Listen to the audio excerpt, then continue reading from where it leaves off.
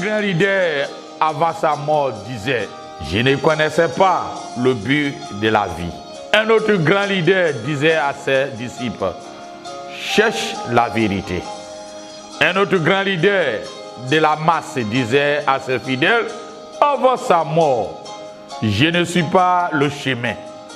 Mais Jésus a dit, je suis le chemin, la vérité et la vie. Nul ne vient au Père que par moi. Je vous salue par le précieux nom de notre Seigneur Jésus-Christ. Que la grâce et la paix de Dieu soient avec vous. J'ai dit dans le précédent, je crois le dimanche passé, que durant les premiers siècles, il y avait plusieurs mouvements dits chrétiens qui propageaient les différentes théologies ou idéologies sur la personne de Jésus-Christ, la divinité du Christ. Chaque mouvement avait des fractions, des documents qui possédaient et prétendaient c'est des documents authentiques. Et merci à Dieu que nous avons toute l'écriture ensemble qui regroupe dans les canons. Et ces mouvements, il y en a beaucoup, mais ceux qui dérangent et qui continuent aujourd'hui, que bon nombre de personnes croient qu'ils ont trouvé d'autres doctrines qui sont supérieures. Même, il y a d'autres même qui disent, il y a des choses même que la Bible même n'est pas dit. Il n'y a rien de nouveau sur le soleil.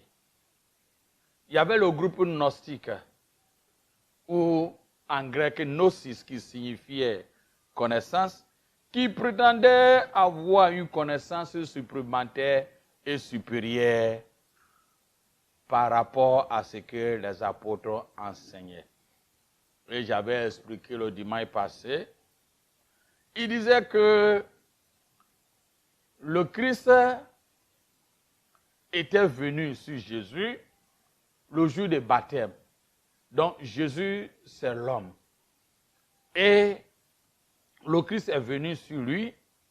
Et durant le jardin de Gethsémane, le Christ est parti. Et il a laissé Jésus. C'est pourquoi beaucoup de nos églises, de certaines églises charismatiques, ne parlent même pas beaucoup Jésus. Ils parlent Christ, Christ, Christ, Christ. Même il y a des églises orthodoxes, catholiques, ils parlent que Christ, ils ne parlent pas de Jésus. C'est pour mettre accent pour dire que non, non, non, Jésus est inférieur par rapport au Christ. Et Jésus est humain par rapport à l'autre. Mais tu peux séparer l'homme par son âme? Non. Il est le même. Donc les gens croyaient et ils disaient que sinon Jésus est humain. Jésus est humain. Le corps, c'est la chair humaine. Et il y a même l'incarnation que Jésus est le Christ. Et le Christ Jésus ou Jésus-Christ est à la fois Dieu et homme. Et il a même nié et beaucoup nié. Et ces choses continuaient à persister et à exister. Où je vous ai expliqué dès le premier message que j'avais donné. Mais je continue. Je continue en disant ceci. Bien-aimé, comprendre que Jésus-Christ que toi et moi nous adorons a une double nature, éternel ministère. Qui est Jésus-Christ? Pour certains, il est le Fils de Dieu, le Seigneur du monde. Il est homme comme Dieu, le Christ, le Messie, qui a reçu l'onction de l'Esprit et que Dieu l'a envoyé pour inaugurer un monde nouveau où sauveur libérateur, comme indique son nom, où Dieu en personne ayant pris vie humaine, ce qui se pose question. Lui-même aimait à désigner comme le Fils de l'homme. Ce titre a évoqué sa proximité avec nous. Il a déclaré, il est le Fils de l'homme. Sa solidarité avec notre condition. Jésus, à l'origine du christianisme, est le personnage principal des 4 évangiles, qui lui attribue le titre le Christ, Messie consacré, loin de Dieu, et désigne comme celui qui sauvera son peuple des péchés. Jésus étant arrivé sur le territoire, dans Matthieu 16, verset 13 à 16, dit ceci. Jésus étant arrivé le territoire de Césarée de Philippe, demanda à ses disciples, qui dit-on que je suis, moi, le Fils de l'homme? Il répondit, les uns disaient que tu es Jean-Baptiste, d'autres disent Élie, d'autres Jérémie, d'autres ou l'un des prophètes. Et Jésus les regardait. Et vous, les dit-il, qui dit de vous que je suis? Simon-Pierre lui répondait, tu es le Christ, le Fils de Dieu vivant. Au début de l'Église, on a voulu circonscrire la personne de Jésus, mais fut un douloureux travail. Alors, après 3e siècle au 4e siècle, il y avait un autre groupe hérétique qui ont opté les mêmes choses que les gnostiques et disaient, Jésus est homme. Pour eux, soit un extraterrestre divin, ayant qu'une apparence humaine. Ces groupes, on les appelle les docétismes, ou un prophète particulièrement inspiré, ou homme, ou d'autres. Il y avait même les arianismes, les arianiers qui disaient aussi la même chose. On décida prudemment d'une formule consensuelle qui est à toujours concours. Le Christ est pleinement homme et Dieu. Parce que il y avait la philosophie grecque qui mettait les distinctions. Et à ce temps, ils avaient des raisons. Parce que chacun avait un fragment des documents qui considère que authentique.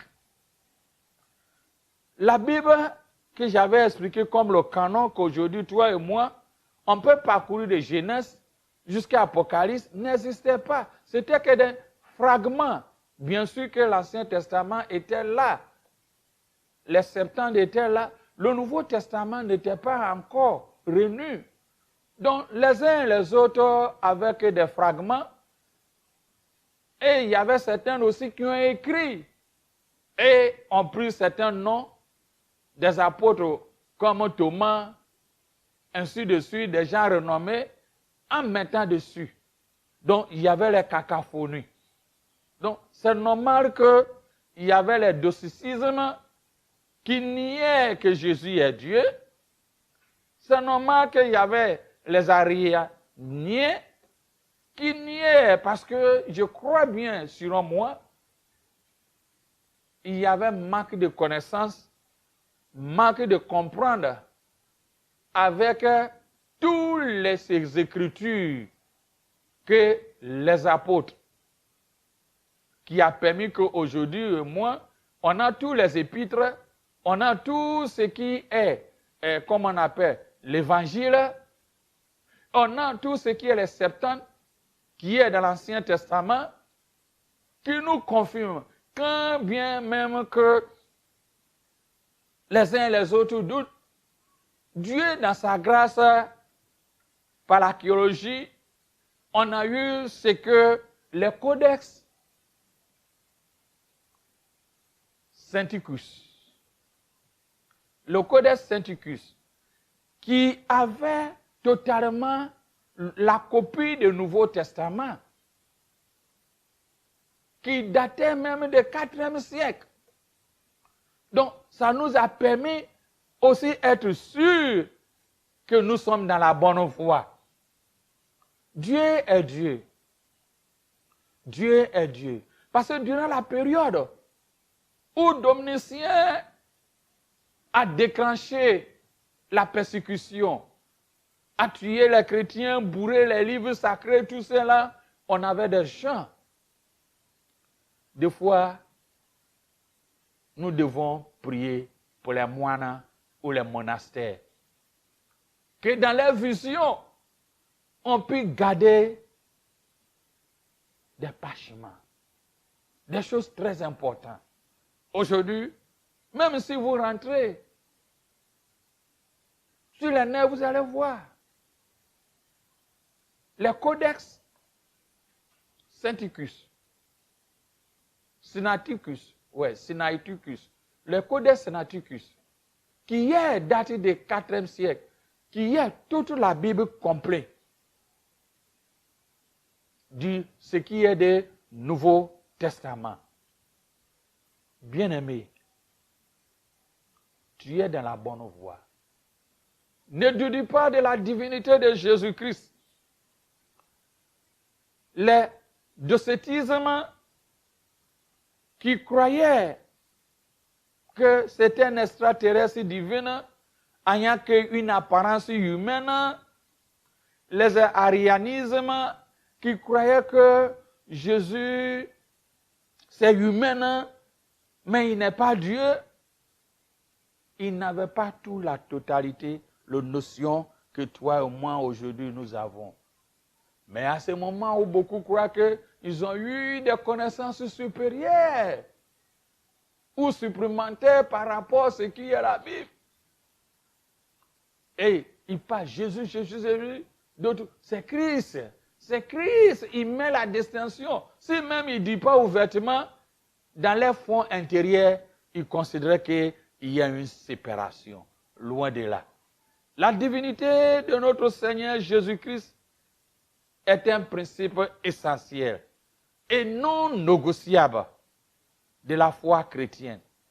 Il est de là. Cela très longtemps, Jésus a posé cette question à ses disciples.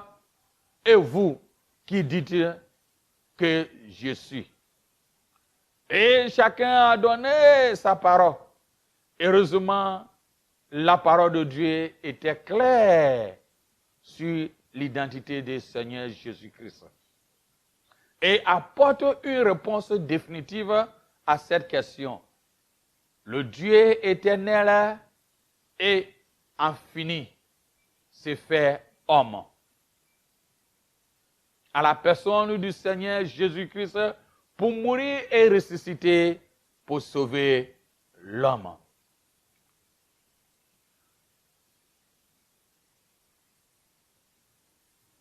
Premier épître de Corinthiens chapitre 15, verset 1 à 14, nous dit ceci. Je vous rappelle, frères, l'évangile que je vous ai annoncé, que vous avez reçu, dans lequel vous avez préservé, par lequel vous êtes sauvés, si vous le retenez tel que vous l'avez annoncé, autrement, vous auriez cru en vain.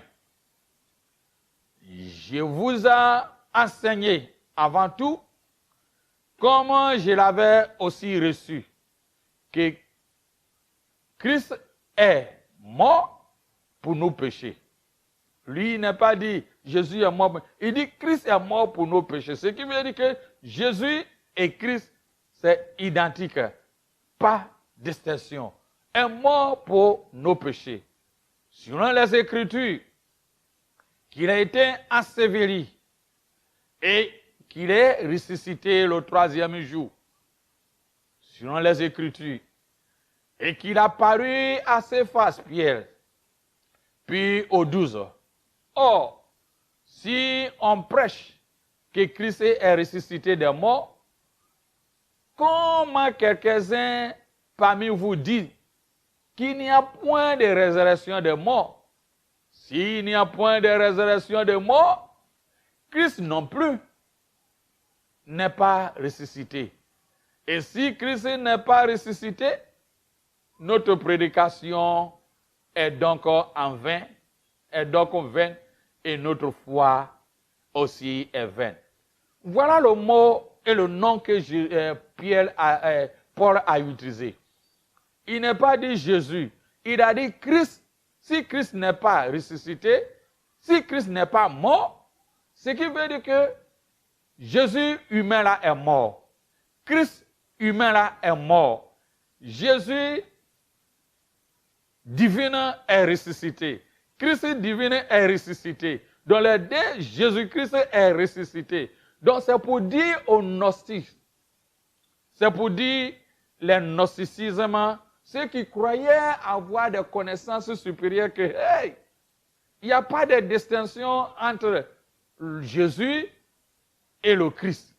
Donc, quand Paul écrivait, il mentionnait que c'est Christ qui est mort, c'est Christ qui est mort, c'est Christ qui est ressuscité, c'est Christ qui est mort, c'est Christ qui est ressuscité, pour faire rentrer dans les oreilles qu'il n'y a pas de distinction entre Jésus et le Christ.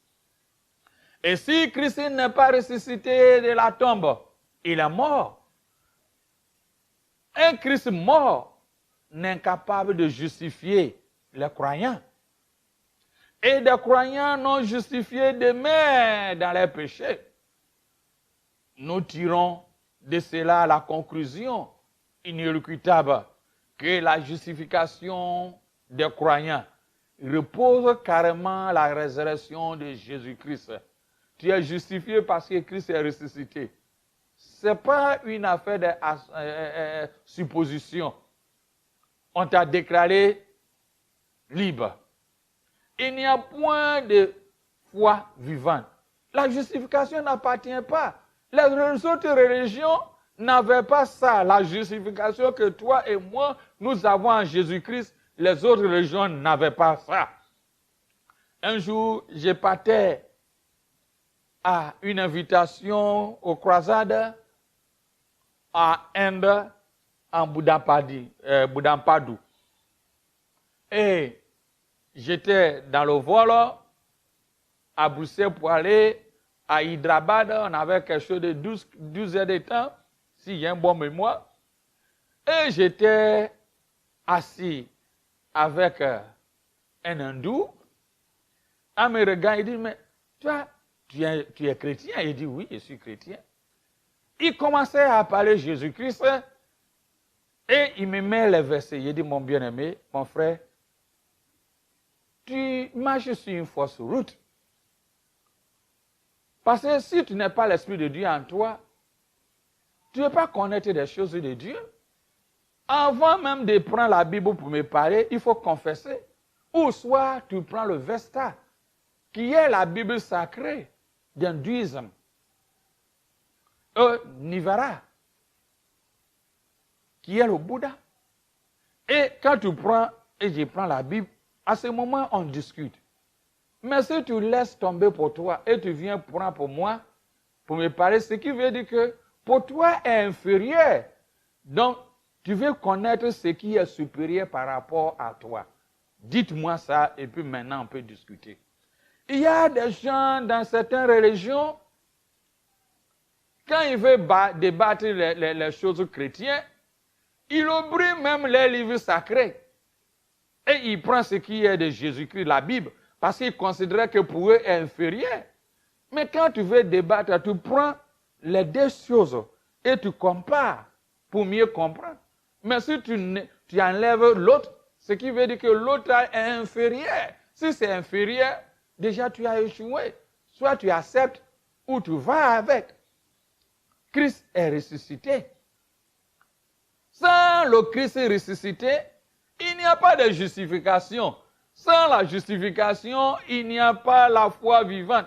Sans la foi vivante, il n'y a pas de pardon du péché. Paul confronte les Corinthiens et nous qui rejetons l'humanité et ceux qui rejetons l'humanité et la résurrection de Christ. Et il a dit, si vous demeurez dans vos péchés, votre foi sera inutile. Vous ne donnez aucune preuve que vous faites partie du peuple sanctifié de Dieu. Et vous n'êtes pas sauvés. Vous n'êtes pas sauvés. Si tu ne fais pas partie de la famille de Christ, Jésus de Nazareth, tu n'es pas sauvé. Mais ce n'est pas moi qui dis, la Sainte Écriture dit, il n'y a pas 1000 chemins, il n'y a pas purgatoire, tu vas directement à l'enfer. Que le Seigneur éclaire à ceux qui m'écoutent à cet après-midi. L'apôtre continuait dans le verset 19 à 22 de 1 Corinthiens 15 en disant ceci. C'est dans cette vie seulement que nous espérons en Christ. Nous sommes les plus malheureux de tous les hommes. Mais maintenant, Christ est ressuscité des morts.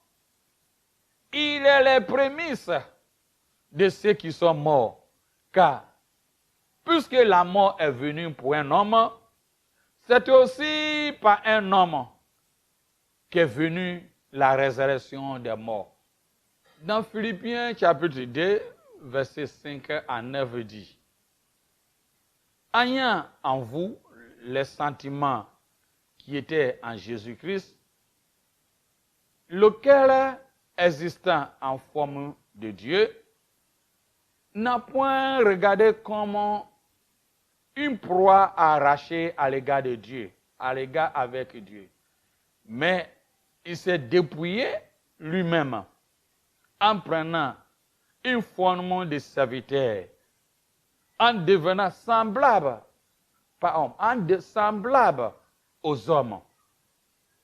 Et ayant parcouru comme un simple homme, il s'est humilié lui-même, se rendant obéissant jusqu'à la mort.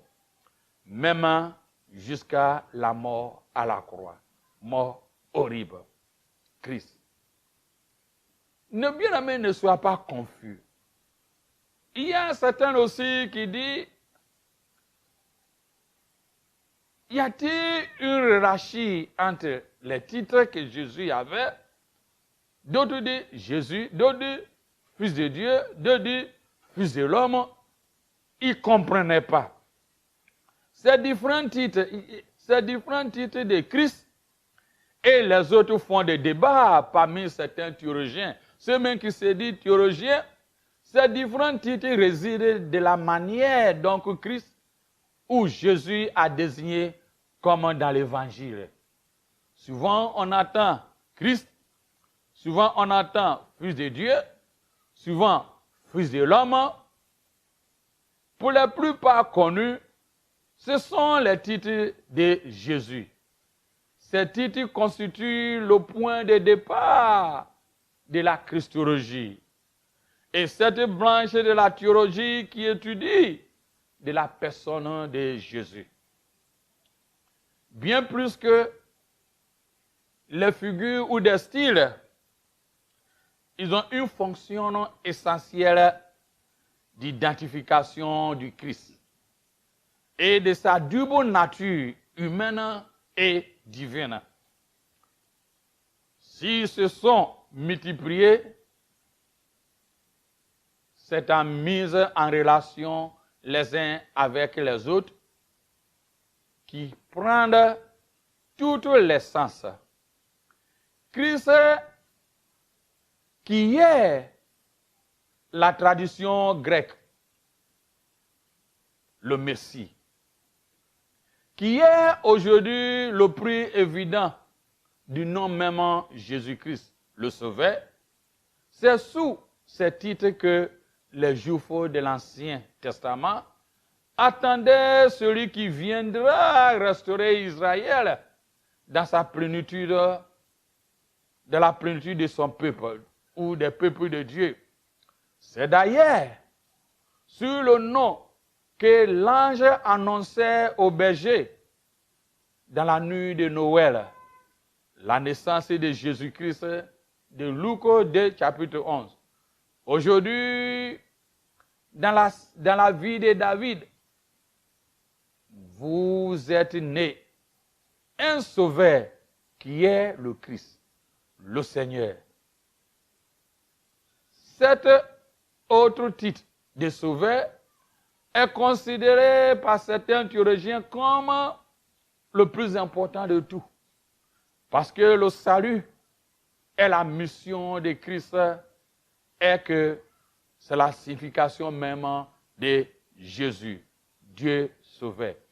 C'est également en utilisant le mot Christ que l'apôtre Pierre, le premier, confesse sa foi. Le premier a confessé sa foi en Jésus.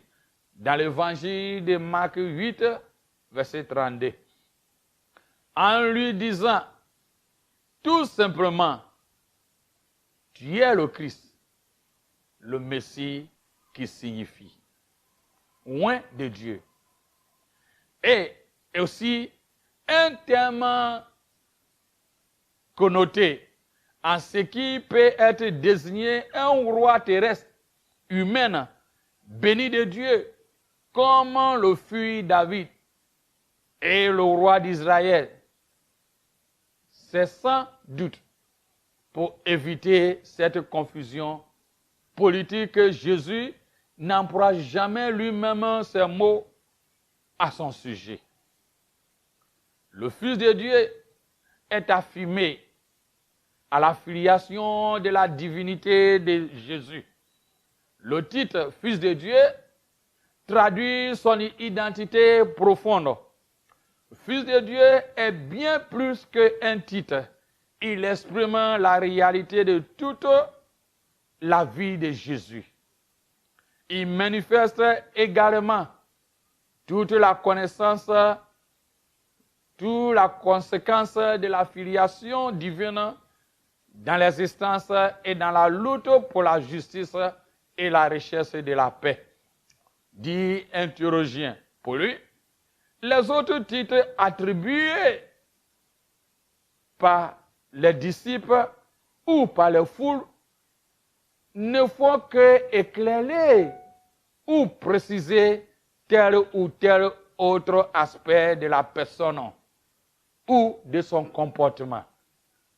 Il y avait un éminent monseigneur catholique, il s'appelle Duplessis, qui a aussi donné ce que je viens de dire. Et je confirme que ça exprime bien et c'est vrai.